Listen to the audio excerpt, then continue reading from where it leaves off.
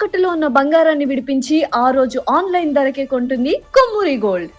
నమస్కారం అండి. సుమన్ టీవీకి స్వాగతం. నేను గీతాంజలి. ఇవాళ మనతో పాటు ఉన్న అతిథి శ్రీ విద్య ఉపాసకులు, అమ్మవారి ఉపాసన చేస్తూ ఎంతో మందికి మంత్రోపదేశం ఇస్తూ, అలాగే ఎంతో మందికి లలితా సహస్రనామం, సౌందర్య లహరి ఇలా అమ్మవారికి సంబంధించినవన్నీ కూడా చక్కగా నేర్పిస్తూ ఉన్నారు, అమ్మవారి వైపు నడిపిస్తూ ఉన్నారు. వారే అమ్మ గీతా కుమార్ గారు. వారితో మాట్లాడదాం. అమ్మ నమస్కారం. శ్రీ గురుభ్యో నమః. శ్రీ మాత్రే నమః. అమ్మ, లలితా సహస్రనామం గురించి మీరు చాలా వివరంగా చెప్పారు. కొన్ని వీడియోస్ పర్టికులర్గా చూశాను. అలాగే శ్రీ విద్య ఉపాసనలో ఉంటూ అమ్మవారి గురించి చాలా చక్కగా చెప్తూ ఉంటారు. మిమ్మల్ని చూసిన తర్వాత నాకు అనిపించింది మీ అనుభవాలు తెలుసుకోవాలి అని. ఎందుకంటే అమ్మ అని ఆశ్రయిస్తే చాలు, ఆమె ఎన్నో అద్భుతాలు చేస్తుంది, అక్కును చేర్చుకుంటుంది మనల్ని భక్తులుగా, తన బిడ్డలుగా చూస్తుంది ఖచ్చితంగా. ఇక మీరు మీ పర్సనల్గా మీ అనుభవాలు మాతో షేర్ చేసుకుంటారా? ఏమైనా అద్భుతాలు, అసలు ఇవి కూడా అమ్మ ఎంత బాగా చేస్తారా మన కోసం అని అనిపించినవి, మనమే ఆశ్చర్యపోయినవి జరుగుతాయి కదా అందరి జీవితాల్లో. ఖచ్చితంగా. అలా మీ జీవితంలో జరిగిన అద్భుతాలు మాతో పంచుకుంటారా? చాలా ఉన్నాయి, కానీ కొన్ని నిగుడమైనటివి చెప్పకూడదు కాబట్టి చెప్పను. కానీ కొన్ని విషయాలు చెప్తాను. ఆ అమ్మవారు 8 ఏళ్ళగా నా జీవితంలో ఈ రోజు నేను ఇలా నడుస్తూ ఉన్నాను, నా జీవితం ఇలా ఉంది అన్న మీ ముందు నేను ఉన్నానన్నా ఆవిడ దయనే. ఈరోజు నేను ఈ స్టేజ్లో ఉన్నానన్నా కూడా ఆవిడ దయనే. ఆవిడ దయ లేదే ఏది లేదు నా జీవితంలో. నేను ఆవిడ పాదాలను పట్టుకున్న తర్వాత నుండి ఒకటేంటంటే, నేను ఎవరికైనా చెప్పే విషయము, ఏ భగవంతునైనా మనం పట్టుకున్న తర్వాత వాళ్ళకి సరెండర్ అయిపోవాలి. అంటే ముంచుతావు, తేల్చుతావు, అసలు ఏం చేస్తావో నీ ఇష్టం, నా జీవితం నీ పాదాల దగ్గర పెట్టేశాను, నువ్వు ఏమన్నా చేయని భారం మనం తీసుకోకూడదు, వాళ్ళపైన వేసేయాలి. అప్పుడు వాళ్ళు ఖచ్చితంగా బాధ్యత తీసుకుంటారు. మన జీవితం బాగుపడడానికి వాళ్ళే దగ్గర ఉండి, ఒక ఫ్రెండ్ గాను, ఒక టీచర్ గాను, ఒక దండనీ దేవి గాను, ప్రతి ఒక్క రూపంలో వాళ్ళు ఉండి, అంటే మనం ఏదైనా పొరపాటు చేస్తుంటే దండన కూడా అలానే ఉంటుంది, శిక్ష కూడా అలానే ఉంటుంది. మనకి ఏమైనా తెలియని కన్ఫ్యూజన్లో మనం ఉన్నప్పుడు దాన్ని నివృత్తి కూడా వాళ్ళే చేస్తారు ఏదో ఒక రూపంగా. ఒక్కటమ్మా ఇక్కడ విషయం ఏమంటే, భగవంతుడు డైరెక్ట్గా వచ్చేసి కిరీటాలు, శంకు చక్కెర గదాహస్తాలు పట్టుకొని మనం అంటాం కదా, అంటే స్వామి దిగి రాడు కళ్ళ ముందుకి అనేసి. భగవంతుడి స్వరూపంలో రాడు, మానవ స్వరూపంలోనే భగవంతుడు వస్తాడు. లేదా మన ప్రకృతిలో ఏదో ఒక విధంగా మనకు తగిన ఆన్సర్ అనేది మనకి ఇచ్చేస్తుంది అమ్మవారు. ఇప్పుడు నా లైఫ్లో నేను ఒక మంచి సంఘటన చెప్తాను. ఏంటి అంటే, నాకు గురువు లేరు. ఫస్ట్ 5 years బ్యాక్ గురువు లేరు. నేను గురువు కోసం చాలా వెతికాను, చాలా బాధపడిన రోజులు కూడా ఉన్నాయి. ఇంకా ఒక టైంలో మా ఇంట్లో వాళ్ళు ఏం చెప్పారంటే, ఊరికే ఎతకద్దు, టైం వచ్చినప్పుడు దొరుకుతారులే అనేసి అన్నారు. ఇంకా నేను వెళ్ళి అమ్మవారికి చెప్పుకున్నా, అమ్మ సాక్షాత్తు గురుమండల స్వరూపిణివి నువ్వు. మనకి లలిత సహస్రనామంలో ఒక నామం కూడా వస్తుంది, గురుమండల స్వరూపిణి అని. దక్షిణామూర్తి రూపిణి కూడా నువ్వే. నీకు ఆయనకు దక్షిణామూర్తికి తేడా లేదు. సాక్షాత్ ఈ మండలానికంతా గురు స్వరూపిణి నువ్వు. నాకు ఎందుకు నువ్వు గురువుగా రాలేకపోతున్నావు, నాకెందుకు ఒక గురువుని ప్రసాదించలేకపోతున్నావు? నువ్వు ఉన్నావు, కానీ శారీరకంగా ఒక గురువు ఉండాలి కదా, మానసికంగా నువ్వు ఉన్నావు కాబట్టి నేను ఇంత నడుస్తున్నాను. కానీ నాకు శారీరకంగా కూడా ఒక గురువు కావాలి, నాకు కనిపించాలి. గురువు ఉంటేనే కదా జీవితానికి ఒక గమ్యము అని నేను చాలా చెప్పుకున్నాను అమ్మవారికి. ఇంకా ఆ టైం తర్వాత నేను వెతకలేదు, అమ్మవారికి చెప్పేశాను, నువ్వు ఏం చేస్తావేమో నాకు గురువు కావాలి. ఏం జరిగింది అంటే, మేము అనుకోకున్నట్టు కాంచీపురం వెళ్ళడం జరిగింది. కంచికెళ్ళి అమ్మవారి యొక్క అభిషేకం చేయించుకున్నాం శుక్రవారం. అభిషేకం చేయించుకున్న వేళలో పక్కన మాట్లాడుతున్నారు, స్వామివారు మఠంలో ఉన్నారు అనేసి. నేను అడిగాను, గురుగారు ఉన్నారా మఠంలో అంటే, ఉన్నారమ్మా, మీరు వెళ్ళండి, దర్శనం కాగానే మరి వెళ్ళిపోతారు అని చెప్తే, మేము అమ్మవారి అభిషేకం అంతా చేయించుకొని మరి బయటకు వచ్చి తీర్థ ప్రసాదాలు స్వీకరించి అక్కడికి వెళ్ళాం మఠానికి వెళ్ళిన తర్వాత స్వామివారు ఉన్నారు. అక్కడ అందరూ అడుగుతున్నారు స్వామివారి వారి కోరికలు. నా వంతు వచ్చింది, అంటే క్యూలో వెళ్తాం కదా స్వామిని చూడ్డానికి. నా వంతు వచ్చినప్పుడు నేను అడిగాను, నాకు ఉపదేశం కావాలి అని అడిగాను. అంటే వాళ్ళు ఇలా చూశారు, అందరు కోరికలే అడుగుతున్నారు, ఈ అమ్మాయి ఉపదేశం దేని కొరకు ఉపదేశం అని కూడా అక్కడ కింద ఉన్న చిన్న స్వామి అడిగారు. నేను ఒకటే చెప్పాను, నా జీవితం అమ్మవారి సేవకి అంకితం అయిపోవాలి, నేను ఆమె పాదాలనే పట్టుకున్నాను, ఆమె పాదాల దగ్గరే నా జీవితం, నాకు అందుకు ఉపదేశం కావాలి అని చెప్పాను. ఆయన వెంటనే అన్నారు, పిల్లకాయలు ఎంతమంది నీకు అన్నారు. అంటే తమిళ వాళ్ళు అలానే అంటారు కదా, అంటే ఒక బాబు అని చెప్పాను. సరే చెప్పారు స్వామివారికి. చెప్పిన తర్వాత మీరు బయట ఉండండి, అడ్రస్ తీసుకుంటామని చెప్పారు. ఇంకా సరేలే నా వంతు నేను చెప్పాను, తర్వాత అమ్మ ఆజ్ఞ అని అనుకున్నాను. మేము బయటికి వచ్చాము, స్వామి కింద ఉంటారు కదా, వాళ్ళకి చిన్న స్వాములు వచ్చి అడ్రస్ పేరు అంతా రాసుకున్నారు, లోపలికి వెళ్ళారు. మరి ఏం జరిగిందో ఏమో తెలియదు కానీ మీరు ఈవినింగ్ దాకా ఉండండి, ఉపదేశం ఇస్తాము అన్నారు. వెంటనే ఇంకా సరే అనేసి నేను మా ఆయనకు చెప్పాను, లేదు ఎలా అయినా ఉండాల్సిందే, అంటే స్వామి ఉండమని ఉపదేశం ఇస్తానన్నప్పుడు వెనక్కి వచ్చే ప్రసక్తి లేదు, వద్దు మనం ఉందామని చెప్పి మేము ఆ రోజు ఈవినింగ్ దాకా కాంచీపురంలో ఉండి ఈవినింగ్ మళ్ళీ మఠంకి వెళ్ళాం. మఠంకి వెళ్ళిన తర్వాత స్వామివారు అక్కడ చిన్న స్వాములు అంతా కలిసి మాకు అమ్మవారి యొక్క ఉపదేశం ఇవ్వడం జరిగింది. అప్పుడు నాకు మొదటి గురువు విజయేంద్ర సరస్వతి స్వామివారుగా అమ్మవారు, అంటే అమ్మవారే ఇచ్చారు. అంటే ఎలా నేను ఈ విషయం ఎందుకు చెప్తున్నానంటే ఆ గురువులు ఈ గురువులు కాదు, నీకు సాక్షాత్తుగా పీఠంలోనే నేను నా మంత్రం ఇప్పిస్తా, నీకు ఎందుకు అంత ఆరాటపడుతున్నావు, నువ్వు వెయిట్ చేయన్నట్టుగా అమ్మవారు నన్ను వెయిట్ చేపించింది. ఇంకా విషయాలు చెప్పాలంటే నా దగ్గర కన్సల్టెన్సీకి చాలా మంది వస్తారు వాళ్ళ ప్రాబ్లమ్స్తో. నేను అమ్మవారి యొక్క సంకల్పంతో వాళ్ళకి అమ్మవారి పూజని చెప్పినా, అమ్మవారి యొక్క స్తోత్రాలు చెప్పినా కూడా వాళ్ళు కూడా అమ్మవారి యొక్క శక్తిని అనుభవించిన వాళ్ళు ఉన్నారు. ఇక్కడ ఏంటి అంటే నమ్మకం అనేది ఉండాలి. నేను ఎవరికైనా చెప్పేది ఒక్కటే మాట, మనం భగవంతుడిని నమ్ముతున్నాము అంటే భగవంతుడు నీ ముందు నీ చేయి పట్టుకొని నేను నడిపిస్తాడు, నా చేయి పట్టుకొని నన్ను భగవంతుడే నడిపిస్తున్నాడనే భావన నీకు ఉండాలి. అందరు ఏం చెప్తారు, అమ్మవారు నా వెనక ఉంది, భగవంతుడు నా వెనక, నేను అలా చెప్తాను, అమ్మవారు నా ముందు ఉంది, నా ముందు ఉండి నా చేయి పట్టుకొని ఆవిడే నడిపిస్తుంది, ఆవిడ నడిపిస్తుంటే నేను నడుస్తున్నాను, ఇది నా నమ్మకం.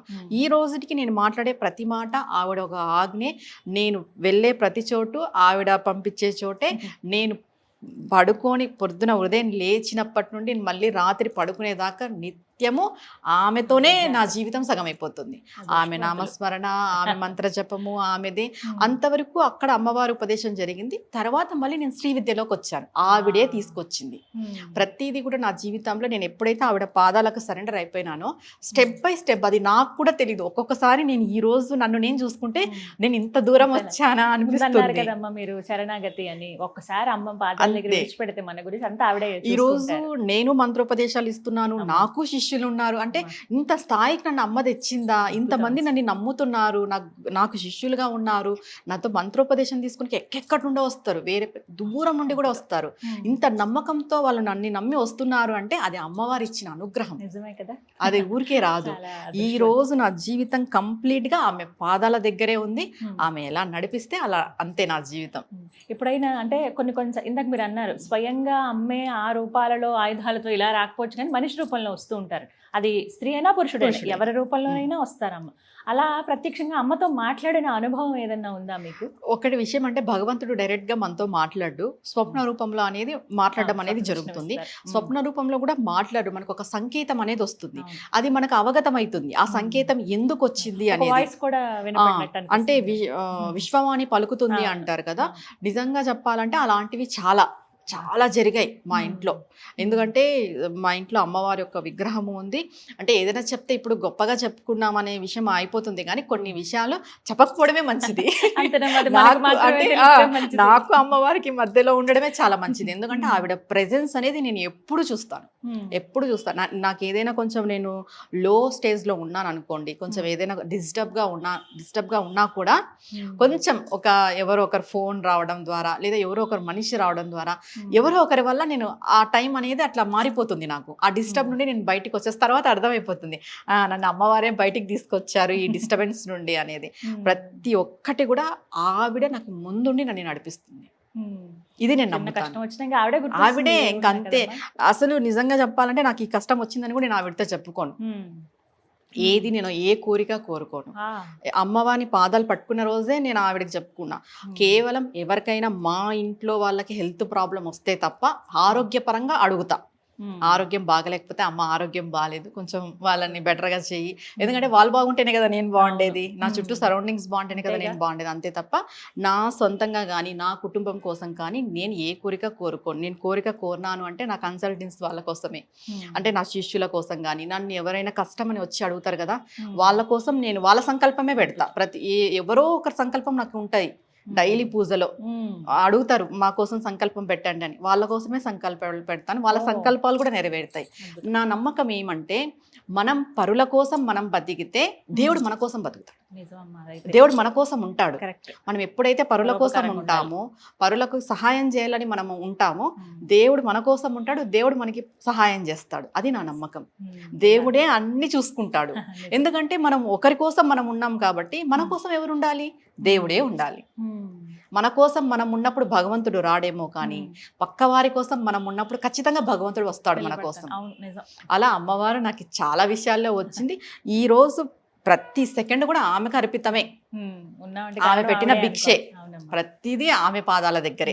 మీరు భక్తులు ఉన్నారు చాలా మంది, మీకు ప్రత్యేకంగా బృందాలలాగా ఉండి మీరు నేర్పిస్తున్నారు కదమ్మా, ఇప్పటికీ నేర్పిస్తున్నారు? నేర్పిస్తున్నా. లలిత సహస్రనామం, సౌందర్య లహరి, ఏవైనా చిన్న చిన్న స్తోత్రాలు రాని వాళ్ళకి స్తోత్రాలు నేర్పించడము, ఇలాంటివి కూడా ఉంటాయి. ఆన్లైన్ నేర్పిస్తాను. ఒకవేళ మంత్రం ఏమైనా తీసుకోవాలంటే డైరెక్ట్ గా రావాలి, ప్రత్యక్షంగా. నేను ఆన్లైన్ లో మంత్రాలు ఇవ్వను, మంత్రోపదేశం చెయ్యను. లేట్ అయినా పర్వాలేదు, డైరెక్ట్ గా వచ్చి తీసుకెళ్లే వాళ్ళే ఉంటారు. ఇంకొకటి, నేను మంత్రోపదేశం చేసిన తర్వాత కూడా ఏదో నేను మంత్రం ఇచ్చేసాను ఇంకా వాళ్ళకి నాకు సంబంధం లేదు అన్నట్టు ఉండదు. కంపల్సరీ నా బృందంలో వాళ్ళని కలుపుకొని వాళ్ళకి ప్రతిదీ మంచి చెడ్డ, ఎందుకంటే ఒక మంత్రం ఇచ్చిన తర్వాత చాలా ఇబ్బందులు వస్తాయి. అంటే మంత్రం తీసుకుంటే మంచి జరగాలి కదా అనే డౌట్ మీకు రావచ్చు. అంటే ఏదైనా ఒక మంత్రం తీసుకున్న తర్వాత ఫస్ట్ ఆ మంత్రం ఏం చేస్తుందంటే మన బాడీని క్లెన్స్ చేస్తుంది, పరీక్షలు చాలా పెడుతుంది, క్లీన్ చేస్తుంది. ఎందుకంటే మన బాడీలో చాలా నెగిటివ్స్ ఉంటాయి, చాలా కర్మలు ఉంటాయి. అందుకు ఈ క్లెన్సింగ్ ప్రాసెస్ లో మనకి ఒళ్ళు నొప్పులు రావడము, తలనొప్పి కలగడము, ఈ వెన్ను ప్రాబ్లమ్స్ ఇవన్నీ వస్తూ ఉంటాయి మనం మంత్రజపం చేసేటప్పుడు. ఏమైపోతుంది అంటే ఎప్పుడూ ఒక 108 కానీ 1000 టైమ్స్ కానీ జపం చేసింటారు, కూర్చొని చేసినప్పుడు కొంచెం నరాలు కూడా ఇబ్బంది కలుగుతాయి కదా. అది వాళ్ళు ఏమనుకుంటారు, అయ్యో మేము మంత్రం తీసుకున్నాం మాకు ఎందుకు ఆరోగ్యం బాగలేదు ఇలా అనుకుంటారు. గురువు ఎప్పుడు అందుబాటులో ఉండాలి శిష్యులకి. వాళ్ళకి ఏదైనా ప్రాబ్లం వచ్చినప్పుడు గురువు ఖచ్చితంగా ఆ ప్రాబ్లంకి సొల్యూషన్ చెప్పాలి. నా దగ్గర మంత్రోపదేశం తీసుకున్న వాళ్ళకి ఆ ప్రాబ్లమే లేదు. ఎందుకంటే ఏ టైంలో కాల్ చేసి వాళ్ళకి ఏదైనా సమస్య అంటే నేను కంపల్సరీ నివృత్తి చేస్తాను దగ్గర నుండి. అది నా బాధ్యత, నా రెస్పాన్సిబిలిటీ. ఎందుకంటే వాళ్ళు ఎంతో దూరం నుండి నమ్మి నా దగ్గరకు వచ్చి మంత్రోపదేశం తీసుకున్నప్పుడు వాళ్ళకి ఏదైనా మంత్రోపదేశం చేసే పద్ధతిలో కానీ సాధనలో ఏదైనా ఆటంకాలు వచ్చినా, వాళ్ళు నిత్యము ఏది కొంచెం చేసుకోలేక అడ్డుపడుతుందమ్మా మాకు ఏదో ఆటంకం వస్తుందన్నా కూడా దాన్ని నివృత్తి చేసే బాధ్యత ఉండి వాళ్ళని నడిపించే బాధ్యత నాది, అమ్మవారిది. నా బాధ్యత అమ్మవారిది, వాళ్ళ బాధ్యత నాది. అంతే కదా. అంతే. అలా వారు చెప్పినటువంటి అనుభవాలు ఏమైనా మీకు ఆశ్చర్యం అనిపించినవి ఉన్నాయమ్మా? భక్తులు ఆశ్చర్యం అనిపించినవి అంటే, నేను 3 years బ్యాక్ ఒకరికి నేను ఇచ్చాను మంత్రోపదేశం. ఇచ్చిన తర్వాత కొంచెం ఒక 6 months సెట్ అవ్వడానికి చాలా టైం పట్టింది. ఒక అబ్బాయికి ఇచ్చాను, సెట్ అవ్వడానికి టైం పట్టింది. ఎప్పుడైతే సెట్ అయిందో, సెట్ అయిన తర్వాత తరచూ అమ్మవారు కలలోకి రావడం వాళ్ళు చూశారు. తరచూ అమ్మవారు కలలోకి వచ్చిందన్న విషయం కూడా నాతో చెప్పారు. తర్వాత వాళ్ళకి ఒక డౌట్ వచ్చింది, ఎందుకు తరచూ వస్తుంది నాకు ఇలా అమ్మవారు అని. అంటే నేను చెప్పాను, అమ్మవారు నీకు ఏదో సంకేతం చెప్పబోతుంది, దాన్ని నువ్వు పట్టుకుంటే తెలుస్తుంది నీకు, ఎందుకు వస్తుంది అనే డౌట్ వద్దు. ఈసారి నువ్వు నేనేం చెప్పానంటే, నువ్వు మంత్రజపం చేసేకి ముందు అమ్మ నువ్వు తరచు నా కళ్ళలోకి వస్తున్నావు కదా, నాకు ఏదో చెప్పాలని అనుకుంటున్నావు, నాకు అది అర్థం కావడం లేదు. ఎందుకంటే ఆ స్థాయి నాకు లేదు, నాకు అంత సాధన బలం కూడా లేదు. నువ్వు దేనికోసం వస్తున్నావు నాకు చెప్పు అని అడుగు అని చెప్పాను నేను మా శిష్యులకి. చెప్తే ఆ అబ్బాయి అడిగాడు, నువ్వు దేనికోసం, ఎందుకమ్మా నువ్వు ఎందుకు వస్తున్నావు నాకు అర్థం కాని పరిస్థితిలో నేను ఉన్నాను, ఎందుకంటే నాకు అంత సాధన బలం లేదు. ఎందుకంటే అమ్మ వెళ్ళి వాళ్ళకి ఒక ప్లేస్ చూపించింది అనమాట కళలో. వాళ్ళ ఇంట్లో ఒక ప్లేస్ చూపించిన తర్వాత వాళ్ళు ఆ ప్లేస్ పోయి సెర్చ్ చేసిన తర్వాత సంథింగ్ వాళ్ళకి ఏదో కనిపించింది, వాళ్ళకి ఏదో దొరికింది సంథింగ్. అలా ఇది జరిగింది, నా శిష్యులకే జరిగింది. అంటే వాళ్ళకి కొంచెం తరచు అనారోగ్యం చేసేది అనమాట వాళ్ళ ఇంట్లో. ఎందుకు అనారోగ్యం చేసింది అని వాళ్ళు, అంటే కొన్ని దానికి రీజన్స్ ఉండవు కదా, డాక్టర్స్ దగ్గరకు పోయినా కూడా దొరకదు. కానీ అక్కడ వాళ్ళకి సొల్యూషన్ దొరికింది. అమ్మవారు అంటే మంత్ర జపం అనేది మనకి ఎంత రక్షణ కవచంలా పనిచేస్తుంది అంటే అంత రక్షణ కవచంలా పనిచేస్తుంది. అంటే ఇక్కడ తీసుకున్న వాళ్ళకి నమ్మకం ఉండాలి, ఇచ్చే గురువుకి కూడా అంతే బలం ఉండాలి. అది మాత్రం సత్యం. తీసుకున్న వాళ్ళకు కూడా నమ్మకం ఉండాలి. ఇప్పుడు నేను తీసుకున్నాను, ఏదో చేస్తున్నానంటే చేస్తున్నాను, అందరూ చేస్తున్నారు నేను చేస్తున్నాను. ఇప్పుడు మంత్రోపదేశం తీసుకున్నాం అనేది కూడా ఫ్యాషన్ అయిపోయింది. నాకు గురువు ఉన్నాడు, నేను కూడా మంత్రోపదేశం తీసుకున్నా, నేను కూడా మంత్రం చేస్తున్నాను, ఇలా చెప్తుంటాం, మనం కూడా వింటుంటాం. అలా కాదు, మనం నమ్మకంతో తీసుకోవాలి. అంటే ఇంకా ఎలా ఉండాలి అంటే మన నమ్మకం ఏది చేసినా అమ్మవారి దయనే. ఈ రోజుకి నీకు చెడు అనిపించవచ్చు, నీకు బాధ కలగచ్చు, ఈ రోజు నువ్వు బాధపడచ్చు, కానీ రేపటి రోజు ఆ చెడు నీకు మంచి అనే విషయం అమ్మవారే తెలియజేస్తుంది, నిజం. ఖచ్చితంగా తెలియజేస్తుంది మ్మ్. అమ్మవారు. మనం నమ్ముకొని ఆవిడ- ఉండాలి, అంతే. అంతే ఆవిడ పాదాల దగ్గర పెట్టేస్తే అంతే. చూడండి, ఇలాంటి అద్భుతాలు ఎన్నో ఉన్నాయి కదా, ఎంతో చాలా ఉన్నాయి. మాట్లాడదాం అవన్నీ మరిన్ని ఎపిసోడ్స్ లో. చాలా సంతోషం అమ్మా, నమస్కారం. నమస్తే అమ్మా.